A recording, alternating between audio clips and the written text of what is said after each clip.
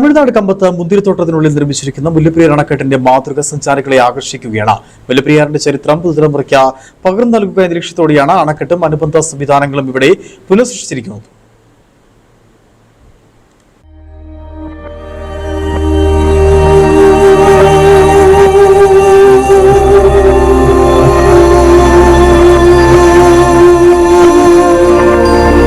മുല്ലപ്പെരിയാർ അണക്കെട്ട് നിർമ്മിക്കുന്നതിന് മുമ്പ് ജലസേചന സൗകര്യമില്ലാതെ വരണ്ടു കിടന്ന തമിഴ്നാട് ഗ്രാമങ്ങൾ, ഇവരുടെ ജീവിതം എന്നിവയെല്ലാമാണ് കവാടത്തിൽ ചിത്രീകരിച്ചിരിക്കുന്നത്.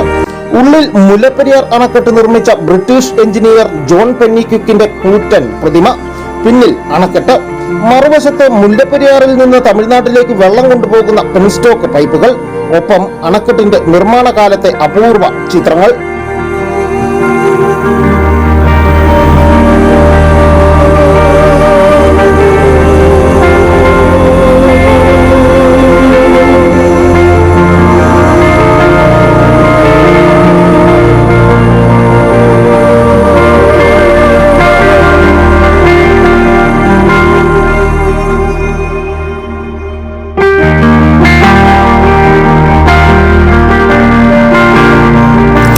മുല്ലപ്പെരിയാറിന്റെ ചരിത്രം പുതുതലമുറയ്ക്ക് പകർന്നു നൽകുകയാണ് ഇവിടെ. മുല്ലപ്പെരിയാർ ഡാമിന്റെ അതേ ഒരു കൺസെപ്റ്റാണ് ഒരു വച്ചിരിക്കുന്നത്. അതുപോലെ തന്നെ പെൻസ്റ്റോക്ക് പൈപ്പ് വെള്ളം കൊണ്ടുപോകുമ്പോൾ, അതുപോലെ തന്നെ ഇതിന്റെ സൃഷ്ടാവായ